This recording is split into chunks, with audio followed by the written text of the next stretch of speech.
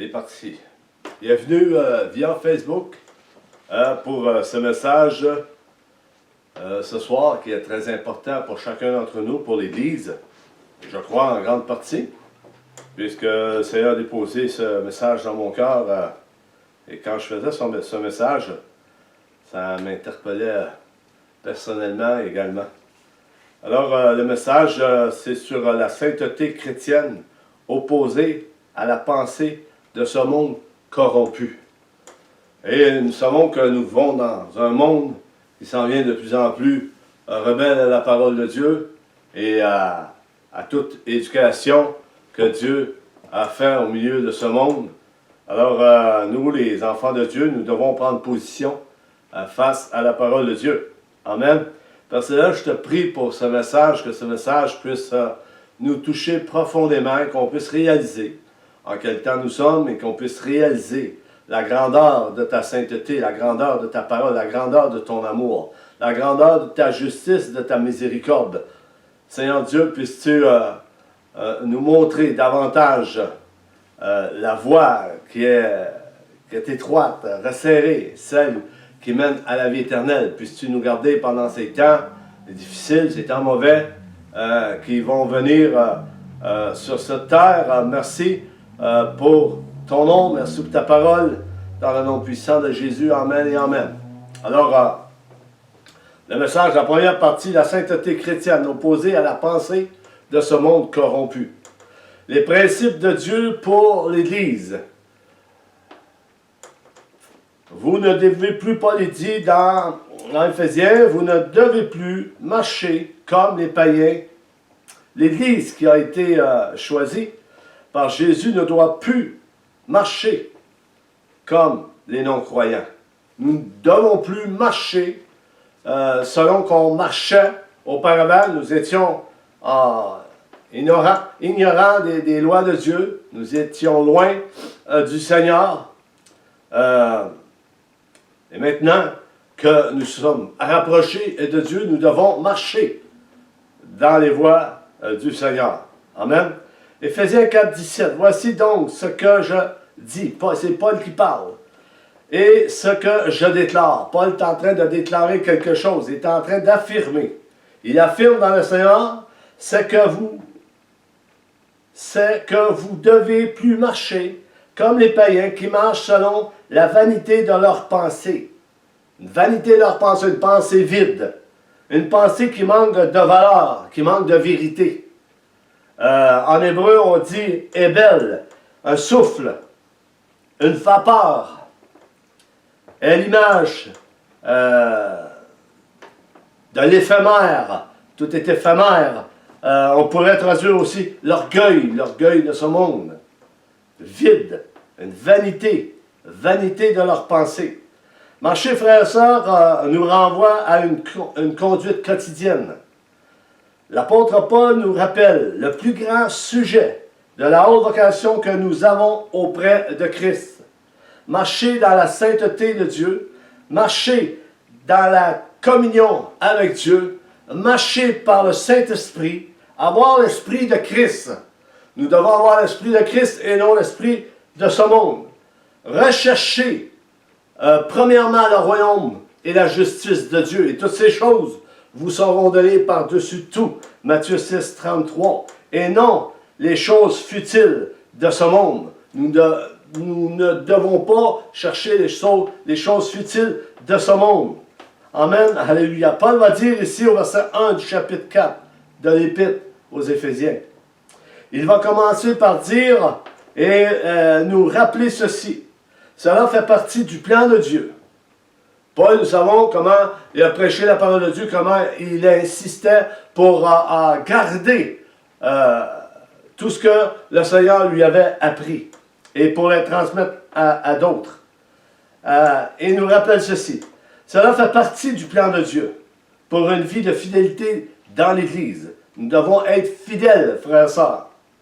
Voici, il dit au verset 1, « Je vous exhorte donc, moi le prisonnier dans le Seigneur, à marcher d'une manière digne de la vocation qui vous a été adressée. » Dans la foi chrétienne, la vocation est un appel envoyé par Dieu aux croyants. Envoyé par Dieu aux croyants. Celui-ci peut faire le choix de se conformer à cet appel ou non. Chaque personne peut faire le choix de s'adonner, de se conformer à cet appel, de croire à cet appel et de s'y engager totalement à cet appel. Vous savez, dans les forces armées canadiennes, quelques-uns vont s'engager dans les forces canadiennes. Et il y a un engagement et toutes sortes de règles à suivre et à respecter. Mais plusieurs n'arrivent pas à suivre cet engagement. Et ils rompent leur engagement. Plusieurs rompent leur engagement dans les forces armées canadiennes. J'en suis un. J'ai sorti des forces armées canadiennes pour plusieurs raisons.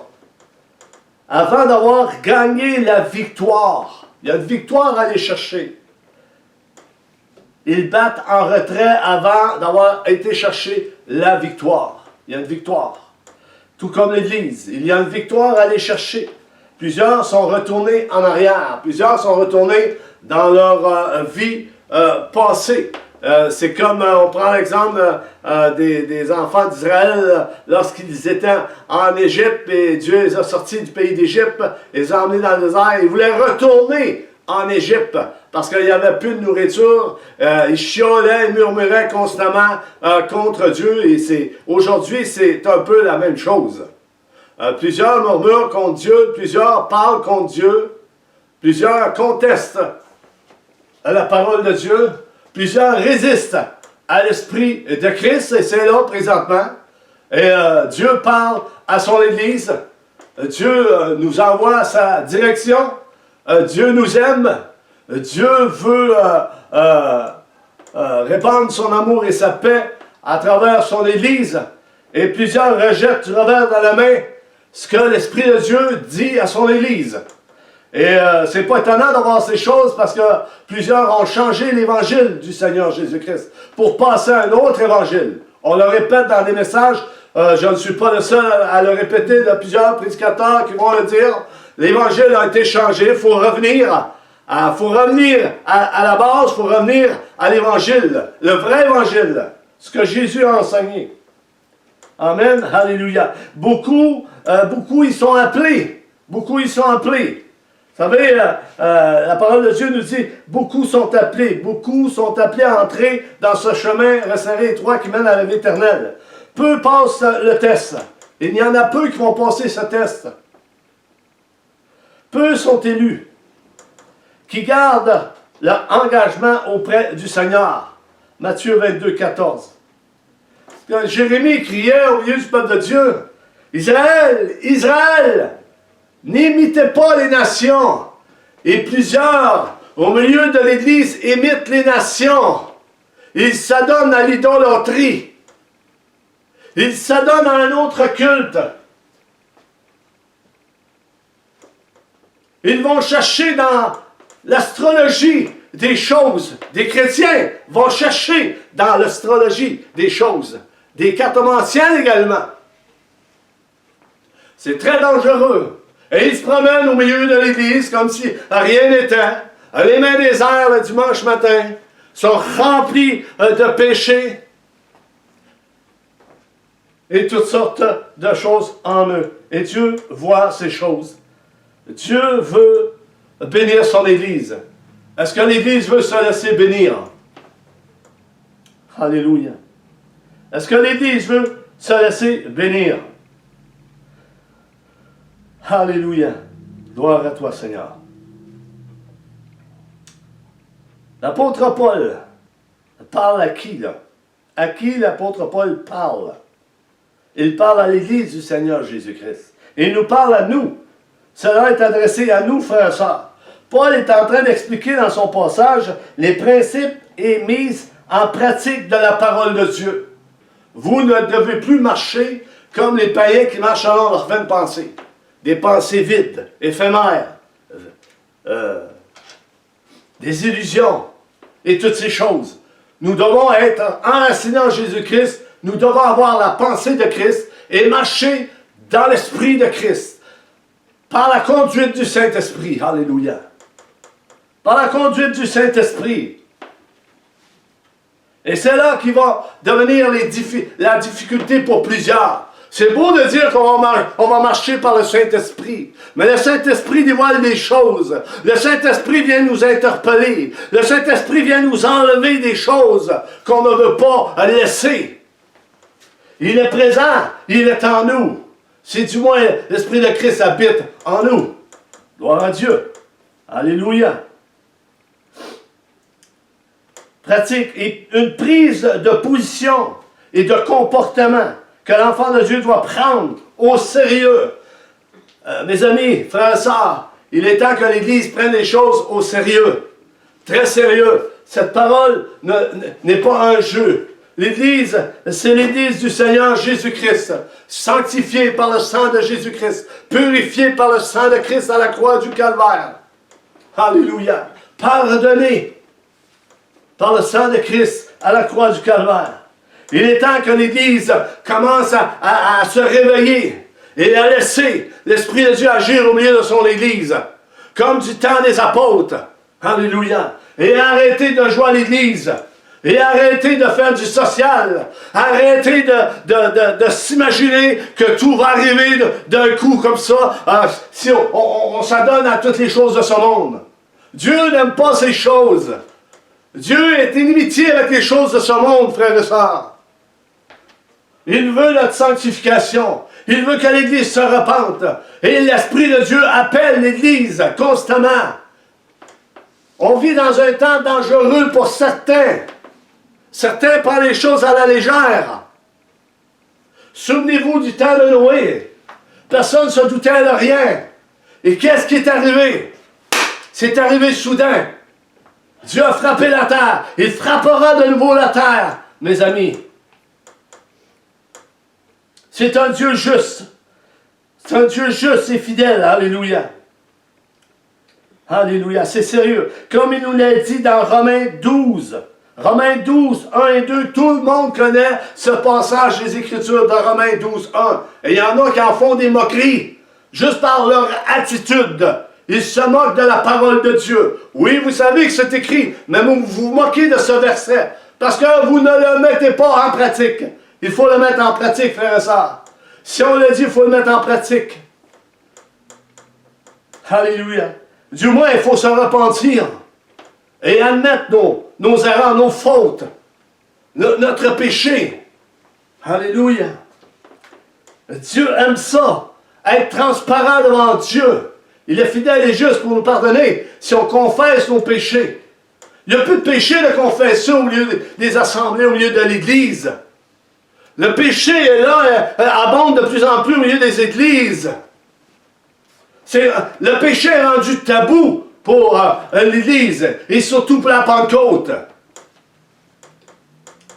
Et Dieu aura raison de toutes ces choses. Alléluia. Gloire à toi, Seigneur. Romains 12, 1 nous dit, « Je vous exhorte donc, c'est Paul qui parle encore, frères, par les compassions de Dieu, à offrir vos corps comme un sacrifice vivant, saint et agréable à Dieu, ce qui sera de votre part un culte raisonnable. » Le verset 2, « Ne vous conformez pas au siècle présent, mais soyez transformés par le renouvellement de l'intelligence. » Qui va renouveler notre intelligence? L'homme au coin de la rue? La femme à l'autre coin de la rue? C'est le Saint-Esprit qui va nous renouveler notre intelligence. Alléluia. Si nous avons été régénérés dans les lieux célestes, si nous sommes nés de nouveau, si nous sommes convertis, alléluia, si nous sommes repentants et pardonnés, alléluia, oui, nous serons renouvelés dans notre esprit par le Saint-Esprit, alléluia, pour comprendre les choses spirituelles de Dieu qui veut nous les transmettre. Alléluia. Alléluia. Soyez transformés par le renouvellement de l'intelligence afin que vous discerniez quelle est la volonté de Dieu. Quelle est la volonté de Dieu dans ces temps de la fin, frères et sœurs, amis? Quelle est la volonté de Dieu? Ce qui est bon, agréable et parfait, c'est de voir un enfant de Dieu porter du fruit, marcher dans l'esprit et dans le pardon, dans la réconciliation, dans l'amour. Alléluia. Dans la vérité. Être vrai. Gloire à Dieu. Alléluia. Pour celui qui appartient à Christ, le seul acte d'adoration acceptable consiste à s'offrir entièrement au Seigneur. Un acte d'adoration de s'offrir totalement au Seigneur, repentant, sanctifié, marcher humblement, reconnaissant, alléluia, que nous sommes pécheurs, que nous avons été sauvés et graciés par le sang de Christ à la croix du Calvaire. Alléluia. Alléluia. Gloire à toi, Seigneur. Galates 5:1 nous dit ceci. Paul dit ceci. C'est pour la liberté que Christ nous a affranchis. Nous a affranchis de quoi? Il nous a délivrés de la malédiction, alléluia, qu'on méritait, que Jésus a pris lui-même à la croix du Calvaire. Demeurez donc fermes et ne vous laissez pas mettre de nouveau sous le joug de la servitude. Beaucoup sont sur un joug de la servitude, sont esclaves des hommes, sont esclaves de la loi. Nous sommes plus sur ce pédagogue de loi, nous sommes sur la grâce et plusieurs sont sous ce joug des hommes et des femmes. Esclaves. Esclaves. Plusieurs vont se donner toutes sortes de prétextes. Et c'est facile de se donner toutes sortes de prétextes pour pouvoir esquiver et s'en aller. Pour vivre selon la chair et non selon l'esprit. Tout en citant les Écritures. Tout en citant les Écritures. En pensant avoir en elles la vie éternelle. En citant les Écritures, en pensant avoir la vie éternelle. Ah, je connais bien la parole de Dieu. Je connais un paquet de versets. Je peux vous les citer, frères et sœurs. Dieu est bon, alléluia. Mais c'est pas les Écritures qui vont nous rendre la vie éternelle. Jésus a dit, c'est moi qui rends témoignage des Écritures. C'est Jésus-Christ qui rend témoignage des Écritures. C'est moi qui rends témoignage de la vie éternelle. Jésus rend témoignage de la vie éternelle. Alléluia. Il y a un seul chemin, frère et sœurs. Jésus-Christ. Un seul chemin. Pas une église. Pas une dénomination. Pas un homme. Pas une femme. Pas une famille. Pas une élite. Jésus-Christ. Le seul chemin. Galates 5:13 nous dit ceci. Frères, vous avez été appelés à la liberté. Seulement ne faites pas de cette liberté un prétexte de vivre selon la chair. Et plusieurs vont se donner des prétextes pour vivre selon la chair en disant qu'ils vivent selon l'esprit. Ils vivent selon la grâce. Ils font ce qu'ils veulent. Un prétexte de vivre selon la chair. Mais rendez-vous par la charité serviteurs les uns des autres. La liberté que le chrétien possède ne doit servir de prétexte pour se croire autorisé à pécher impudemment. Et cela est là dans cette génération. Cela est là dans cette génération. Et Dieu le voit. Colossiens, venez avec moi dans Colossiens 3:5. Colossiens 3:5. Alléluia.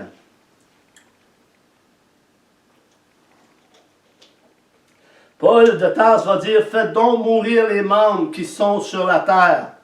L'impudicité,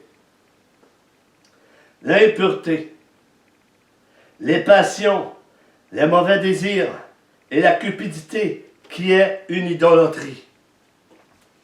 La cupidité qui est une idolâtrie. S'enrichir et vouloir encore plus tout le temps. Du matérialisme, etc.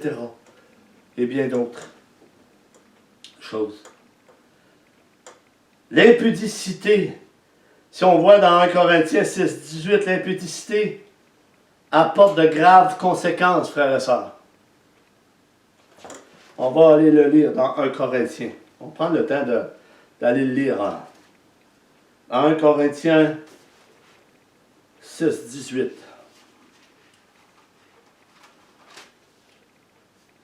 Ça nous dit, fuyez l'impudicité. Il dit, fuyez l'impudicité. Quelque autre péché qu'un homme commette, ce péché est hors du corps. Mais celui qui se livre à l'impudicité pêche contre son propre corps. Ne savez-vous pas que votre corps est le temple du Saint-Esprit qui est en vous, que vous avez reçu de Dieu, et que vous ne vous appartenez point à vous-même? Car vous avez été rachetés à un grand prix. Glorifiez donc Dieu dans votre corps et dans votre esprit qui appartient à Dieu. Alléluia. Et je regardais plus précisément l'impudicité. Je pourrais apporter un message, je pense que je vais apporter un message sur l'impudicité. C'est fuyez l'impudicité. Ne rentrez pas dans cela parce que c'est grave. Il y a de graves conséquences pour celui qui pratique l'impudicité, celui qui est dedans. Nous voyons cela dans un évangile aujourd'hui, un évangile complètement dérouté, complètement, comment je pourrais dire, complètement changé. Dieu ne change pas, frères et sœurs. Dieu n'a pas changé. Il est le même hier et aujourd'hui, éternellement. Dieu n'a pas de variation. Il est le même. Il va parler de la même manière. Il va agir de la même manière. Il y a juste l'alliance qui a changé en réalité. Dieu a parlé dans l'Ancien Testament. Il parle dans le Nouveau Testament par Jésus-Christ. Alléluia. Par une grâce exceptionnelle. Amen. Alléluia. Un évangile, on a passé par un évangile de prospérité et de matérialisme. Et non par un évangile de foi. La foi en Jésus. Tout a été changé. Tout le discours, le sermon de Jésus-Christ a été changé dans plusieurs endroits. Et l'Esprit de Dieu nous rappelle chaque serviteur de Dieu à revenir à la base. Pour qu'enfin que les enfants de Dieu puissent être nourris convenablement et qu'ils reçoivent la bénédiction de Dieu. Parce que si beaucoup d'enseignants ne font pas cela, ils pêchent contre Dieu et ils font pécher le peuple de Dieu aussi en même temps. C'est grave. L'heure est grave. L'heure est grave. Il faut revenir. Faites mourir. Il s'agit ici de mettre à mort le péché qui subsiste dans notre chair. La débauche traduit aussi par l'immoralité. Qu'est-ce qu'on voit dans ce monde aujourd'hui? Nous entendons parler de toutes sortes de choses. Hein? Qu'est-ce qu'on voit dans ce monde? Moralité, la dépravation, toutes sortes de choses qui est corrompue. Et les gens aiment ça. Et nous savons que la parole de Dieu dit que plus que les temps vont avancer, plus qu'ils vont aimer le mal en pensant faire le bien. Et le bien en faisant mal. Ils vont appeler le bien mal et le mal bien. C'est triste de voir ces choses. Le Seigneur nous rappelle à la sainteté mise à part pour son œuvre de rédemption. Dieu va avoir une Église mise à part, complètement mise à part de ce monde. Et qu'est-ce qu'on voit, frères et sœurs, dans ce monde? Qu'est-ce qu'on voit au milieu de l'Église dans cette génération? Est-ce que vous voyez une différence entre l'Église du Seigneur Jésus-Christ et ce monde? Je ne le crois pas. Peut-être à des places, oui. Mais ici, au Québec, on voit plus les choses, la mentalité, la pensée, l'idéologie de ce monde dans l'Église. Et l'Église est en dehors. C'est pas normal. Le Saint-Esprit nous rappelle à nous lever, à nous réveiller. Il faut que le peuple de Dieu se réveille. Alléluia.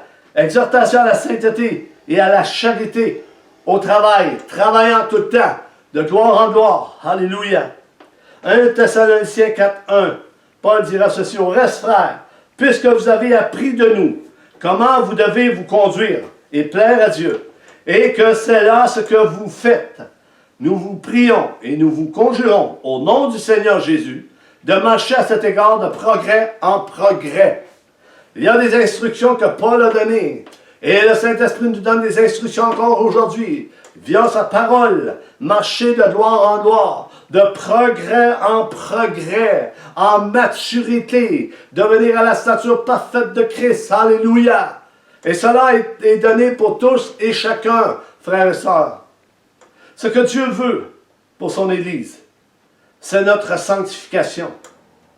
C'est que l'on s'abstienne de l'impudicité, comme je disais. Dieu appelle son Église à se repentir. Pour marcher dans la sanctification, il faut marcher dans l'obéissance. Il faut marcher dans l'obéissance si nous voulons marcher dans la sanctification. Et si nous voulons marcher dans l'obéissance et dans la sanctification, il faut qu'il y ait une repentance au milieu de chacun d'entre nous, au milieu de l'Église. Ah, je veux voir la gloire de Dieu. Mais la gloire de Dieu, vous la voyez, la gloire de Dieu. La gloire de Dieu est au milieu de son Église présentement. La gloire de Dieu se manifeste au milieu de son Église dans cette génération. Elle est là, la gloire de Dieu. Il suffit seulement d'ouvrir nos cœurs. Et vous allez avoir la gloire de Dieu.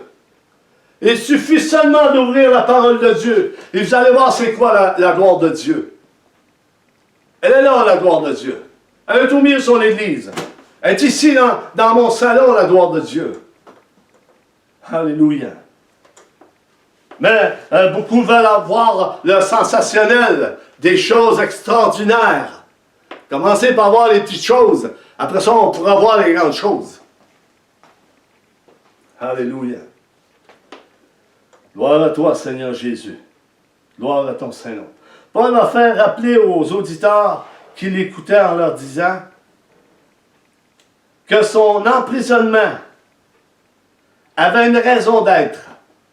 Paul avait une raison d'être emprisonné. Pourquoi Paul est emprisonné? C'est parce qu'il était un mauvais garçon? C'est parce qu'il avait volé? C'est-tu parce qu'il avait dit un mensonge? Ou il avait apporté peut-être un faux évangile dans son temps? Pourquoi Paul est emprisonné? Il disait aux Éphésiens que d'être fidèle à Dieu dans une marche chrétienne peut coûter très cher. Peut coûter très cher. Et Paul a payé le prix. Comme Christ a payé le prix. Comme les apôtres ont payé le prix. Comme Jean le Baptiste a payé le prix, ils ont coupé la tête. Comme les prophètes de l'Ancien Testament ont payé le prix. L'Église doit payer le prix pour entrer dans ce chemin étroit et resserré qui mène à la vie éternelle. C'est une réalité. Mais pour cela, il faut être obéissant et avoir la foi au salut. Je dis bien, avoir la foi au salut, qui est Jésus-Christ. La foi dans les enseignements que Jésus a apportés pour conduire son Église, qui a transmis aux apôtres et aux prophètes pour nous les transmettre à nous aujourd'hui. Alléluia. Gloire à ton Saint-Nom, Seigneur. Alléluia. Ça lui a coûté cher à Paul. Lui-même avait payé le prix qui était considérable en obéissant au Seigneur. Est-ce que nous sommes prêts à payer le prix, frères et sœurs? Est-ce que nous sommes prêts à payer le prix? Comme Paul a payé, comme les apôtres ont payé, comme Christ a payé. C'est une question. C'est une réalité. L'Église est trop confortable aujourd'hui. Tout est matérialiste. Tout est mondain. Tout est rendu mondain. Et rendu assis au milieu de nous. La pensée de ce monde est au milieu de nous. Et on accepte ça. Il faut prendre position. Le leader doit prendre position sur ces choses. L'Église est trop confortable. Avec des beaux discours qui flattent les gens, qui endorment même les gens, qui paralysent même les gens. Je vais vous dire, c'est Satan qui paralyse l'auditoire. Non, ça peut être le conducteur qui paralyse l'auditoire par de belles paroles.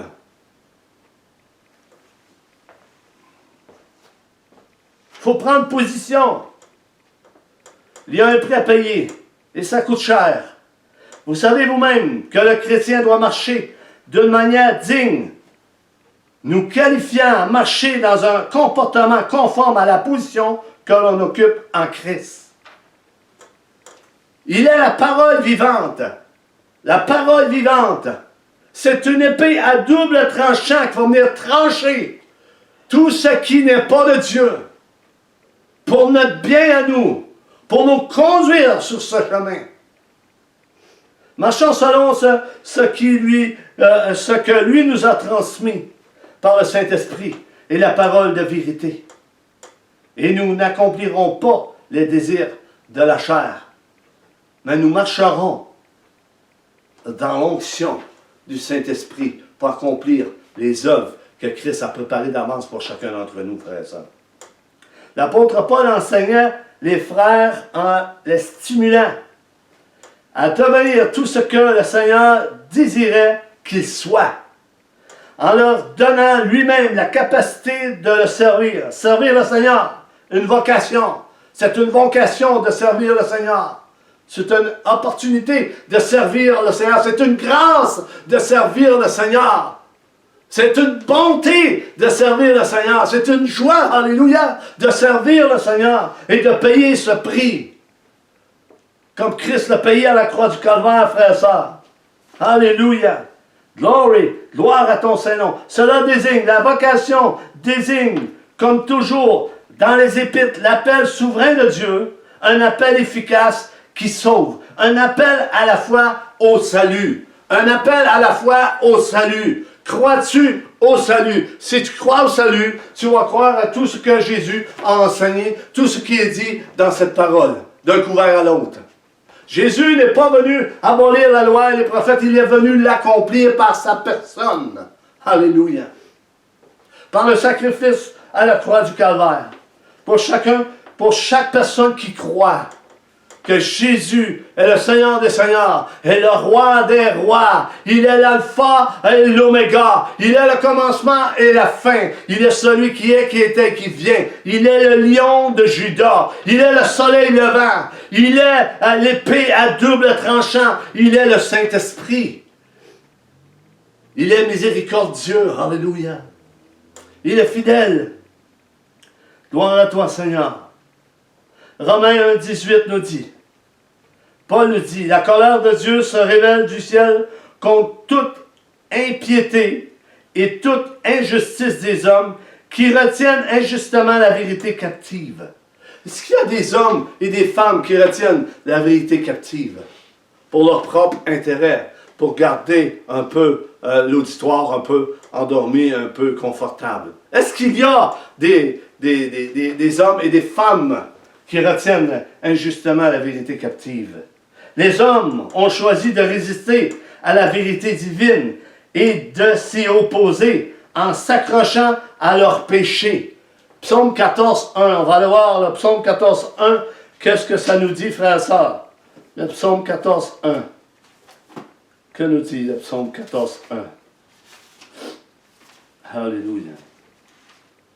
Prends le temps d'aller le voir. Amen. Alléluia. Au chef des chants de David, l'insensé dit en son cœur, il n'y a point de Dieu.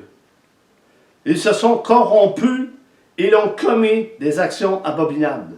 Il n'en a aucun qui fasse le bien. L'Éternel du haut des cieux regarde les fils de l'homme pour voir s'il y a quelqu'un qui soit intelligent, qui cherche Dieu. Tous sont égarés, tous sont pervertis. Il n'en a aucun qui fasse le bien, pas même un seul. Tous ceux qui commettent l'iniquité ont-ils perdu le sens? Ils dévorent mon peuple, ils le prennent pour nourriture. Ils n'invoquent point l'Éternel. C'est alors, ils trembleront d'épouvante quand Dieu paraîtra au milieu de la race juste. Il faut se confier en Dieu, frères et sœurs. La parole ne parle pas pour rien. Cette parole s'accomplit de jour en jour. Beaucoup de prophéties s'accomplissent de jour en jour. Alléluia. Quand nous parlons de la colère de Dieu, Dieu révèle sa colère de deux manières.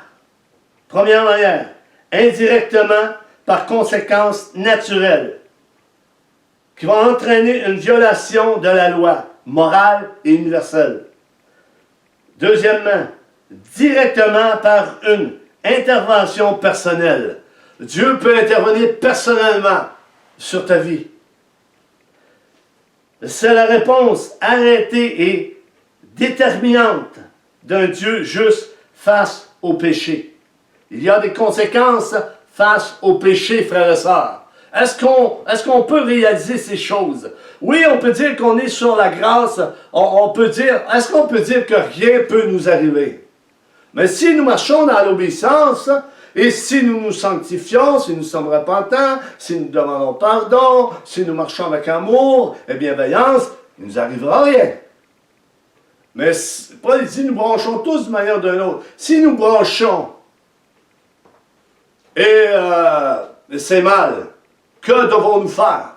Nous devons nous repentir, nous devons le confesser devant Dieu, il est fidèle et juste pour nous pardonner nos péchés. On ne doit pas rester avec cela et pratiquer constamment le péché. Non, il faut le confesser, s'en débarrasser. C'est d'avoir une bonne conscience de ce que nous avons reçu. Jésus-Christ comme Seigneur et Sauveur. Alléluia. Gloire à toi, Seigneur. Ésaïe 51, 17, on va aller lire Ésaïe 51, 17. C'est très intéressant. Ésaïe 51, 17.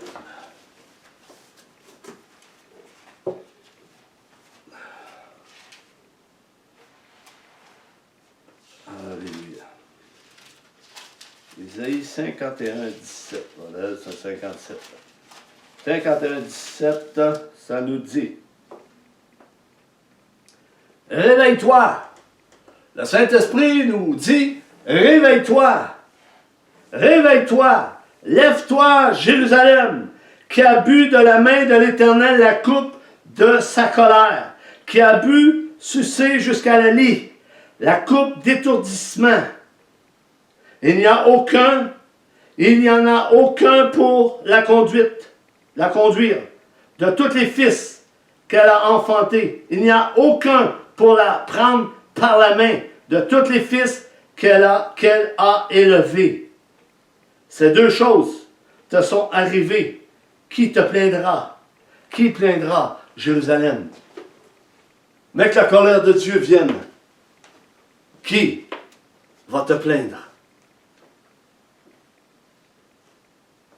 Si l'angoisse te saisit, la peur, qui te délivrera de cette angoisse et de cette peur? N'est-ce pas l'Éternel, le Dieu Tout-Puissant? Certes, c'est lui. Alléluia. De Dieu juste face au péché. Comme la punition affligée à Adam et Ève. Ils ont été punis parce qu'ils n'ont pas obéi à ce que Dieu leur a demandé. Dieu n'a pas changé. Au déluge mondial du feu et du soufre qui détruisirent les villes de Sodome et de Gomorrhe, la révélation la plus frappante, frères et sœurs, la révélation la plus frappante de la sainte colère de Dieu et de sa haine vis-à-vis du péché est intervenue lorsqu'il a fait tomber le jugement divin sur son Fils à la croix du Calvaire. La révélation la plus frappante de la sainte colère de Dieu et de sa haine vis-à-vis le péché est intervenu lorsqu'il a fait tomber le jugement divin sur son Fils à la croix. Dieu a plusieurs colères, frères et sœurs. Dieu a plusieurs colères. La colère d'éternité, l'Église ne peut participer à cette colère parce que Dieu l'a racheté à un grand prix. Mais il y a des colères temporelles et des colères indirectement que Dieu peut appliquer en temps de Dieu, comme lui le décide. Alléluia. Est-ce que Dieu se repent de ses dons? Est-ce que Dieu va se répandre de ses dons? Non. Dieu ne se répand pas de ses dons et de son appel. Dieu appelle. Dieu appelle. Si tu entends et si tu te conformes à cet appel, ben tu seras sauvé, tu seras sanctifié, tu seras pardonné, tu seras justifié par le sang de Christ. Alléluia. 1 Corinthiens 1 Corinthiens 1, 26, 27. Considérez, frères et sœurs, votre propre appel. Il n'y a parmi vous ni beaucoup de sages, selon les critères humains, ni beaucoup de puissants, ni beaucoup de nobles. 27. Mais Dieu a choisi les choses folles du monde pour couvrir de honte les sages. Pour couvrir de honte les sages. Et Dieu a choisi les choses faibles du monde pour couvrir de honte les fortes. Les choses folles, mes amis.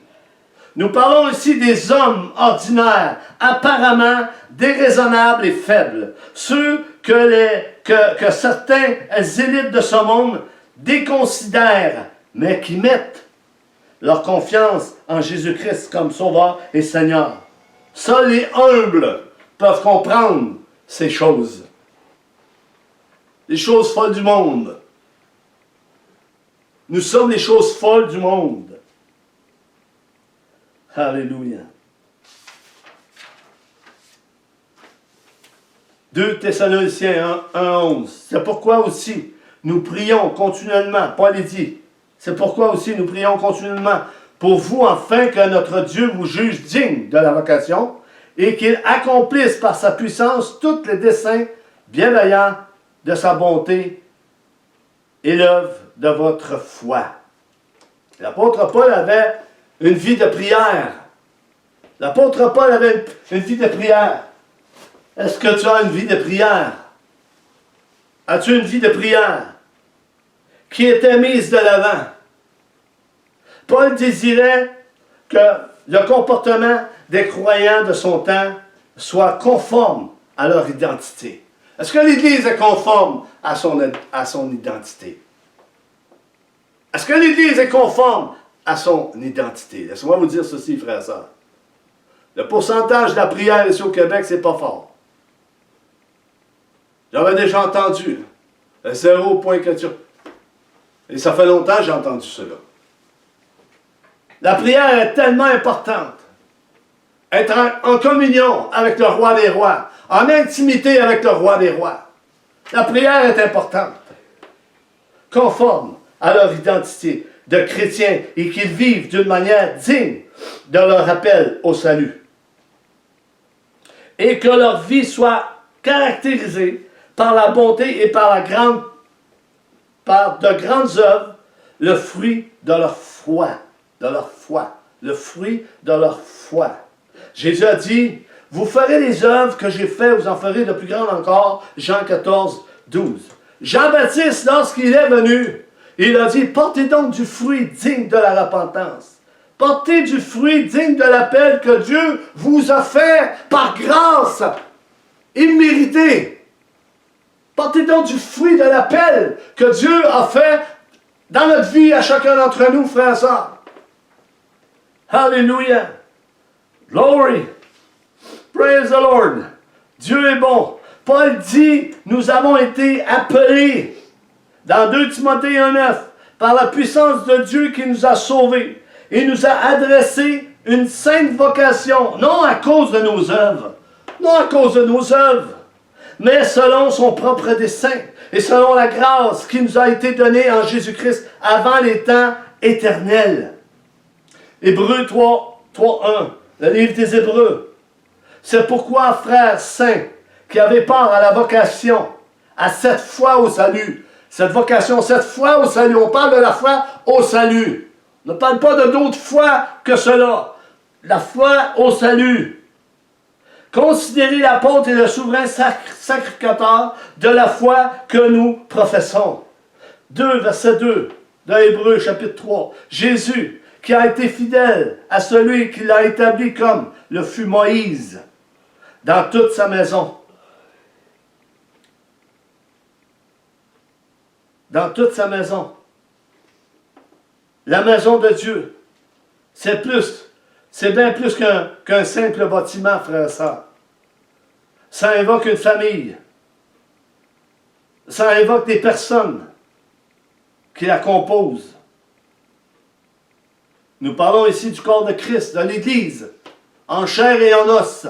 Comme Christ, il est venu en chair et en os, apporter le témoignage à la vie éternelle. Pourquoi parler de ce sujet, de ce message? Ben, on a besoin de s'approcher de Dieu, frères et sœurs. Nous avons besoin de sanctification. Nous avons besoin de repentance. Le message dans ces derniers jours, c'est repentance.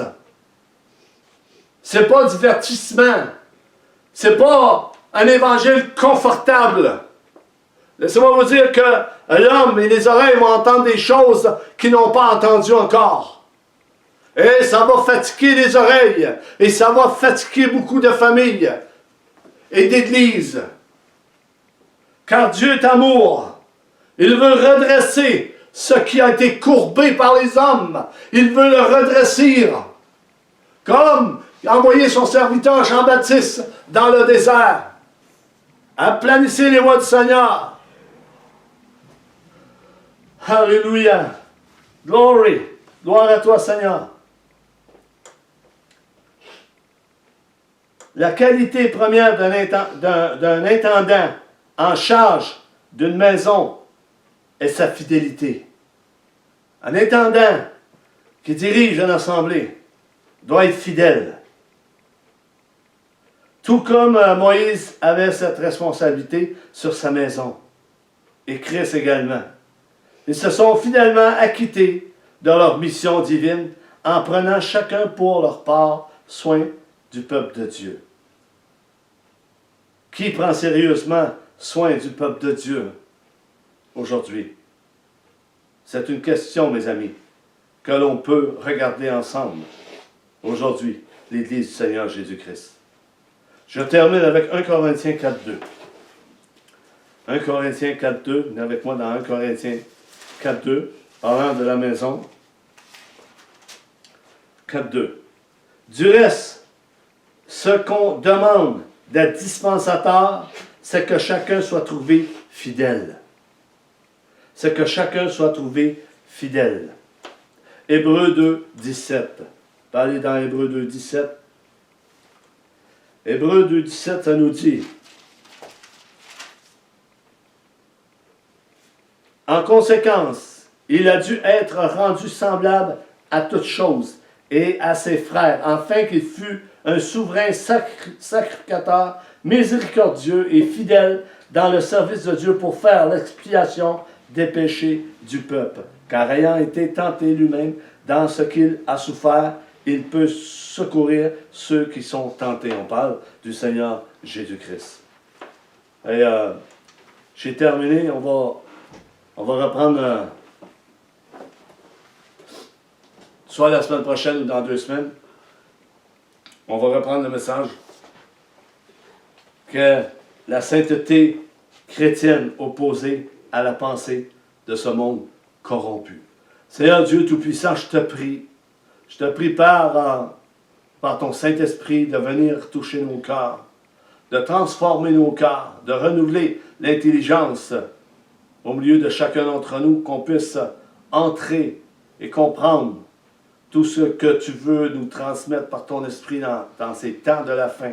Et que ceux qui sont là via Facebook, puisses-tu les saisir, puisses-tu les remplir de ton Saint-Esprit, puisses-tu les conduire par ton amour, ta justice, ta fidélité. Dans le nom puissant du Seigneur Jésus-Christ, qu'ils reçoivent, Seigneur, qu'ils reçoivent ta bonté et qu'ils reçoivent tout ce que tu as pour chacun d'eux. Au nom de Jésus, Amen et Amen. Je vous laisse là-dessus, je vous aime et on se dit à la semaine prochaine.